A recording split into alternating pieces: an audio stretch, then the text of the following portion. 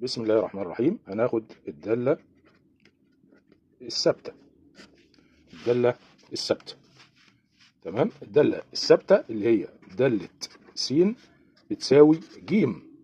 ماشي، يعني مثلا دالة س بتساوي 5.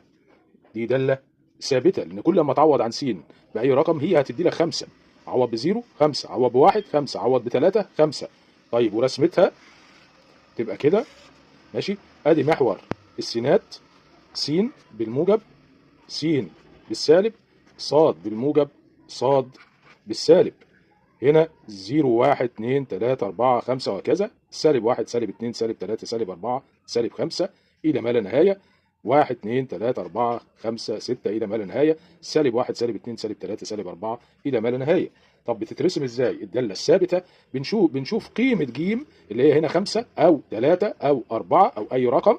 ماشي، وأعد هنا كده ولتكن هي مثلا دالة س بتساوي 2. أعد هنا أدي 1 2 وأروح جاي هنا كده عامل موازي للسين عند صاد باتنين، واعمل خط يروح للسين الموجب والسين السالب، ويبقى دي رسمة الدالة الثابتة.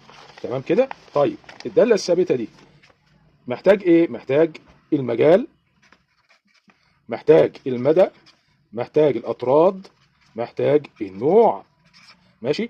المجال، مجال الدالة الثابتة، مجال الدالة الثابتة قيم س كلها. قيم س كلها مش واخده الموجب وواخده السالب، يبقى قيم س كلها اللي هي مجموعه الاعداد الحقيقيه حاء. يبقى المجال مجموع الاعداد الحقيقيه حاء. طيب المدى، المدى عند محور الصادات انت واخده على كام؟ شوف انت الجيم بكام تبقى هي المدى. الجيم بخمسة تبقى المدى 5. الجيم بثلاثة يبقى المدى 3. هنا في المسألة الجيم بكام؟ باتنين، يبقى المدى عندي 2. تمام كده، يبقى المدى ايه؟ 2. الاطراد، الداله كده ايه؟ ثابته. الداله ثابته عند قيم س، يبقى الداله ثابته لجميع قيم س تنتمي لمجموعه الاعداد الحقيقيه ح. تمام. ده كده الايه؟ الاطراد. طيب نوع الداله ايه؟ فرديه ولا زوجيه؟ نوع الداله زوجيه. اللي على اليمين بيساوي اللي على الشمال، اللي على اليمين بيساوي اللي على الشمال، يبقى نوع الداله زوجيه. تمام كده.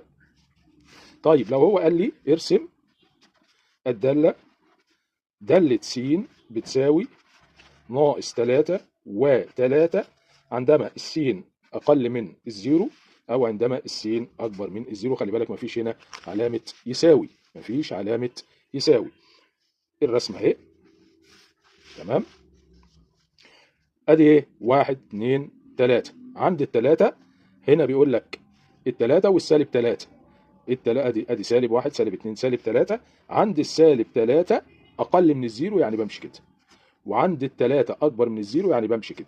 يبقى بتمشي ناحية السين الموجبة وبتمشي ناحية السين السالبة.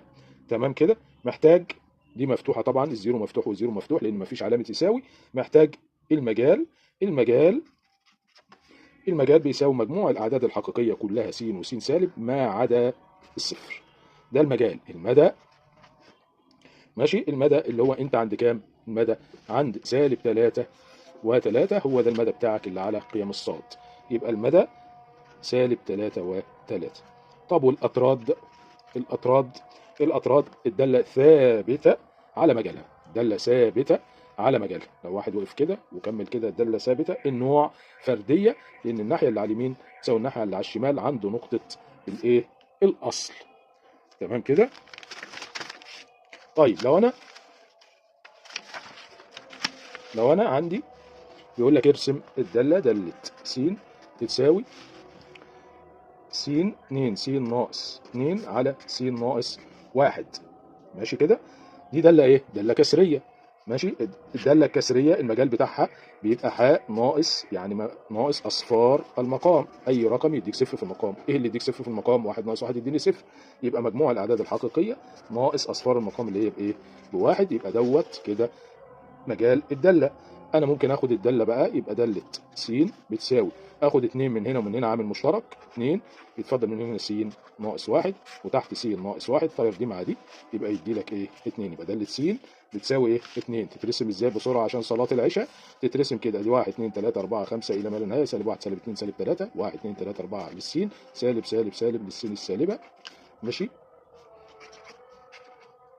واجي هنا بقى، هو هنا بتساوي كام؟ بتساوي 2. اطلع عند الاثنين واعمل خط كده، بس قال لك مجموع الاعداد الحقيقيه ما عدا الواحد. هطلع عند الواحد واعملها دايره مفتوحه. محتاج الحاجه بقى بتاعتنا كلها، المجال. المجال قلنا مجموع الاعداد الحقيقيه ناقص الواحد. عاوز المدى، انت طلعت في الصاد قد ايه؟ طلعت 2. عاوز الاطراد، الداله ايه؟ ثابته على مجالها، ثابته على مجالها. عايز النوع، الداله لا زوجيه ولا فرديه. شكرا جزيلا. تحياتي مستر محمود.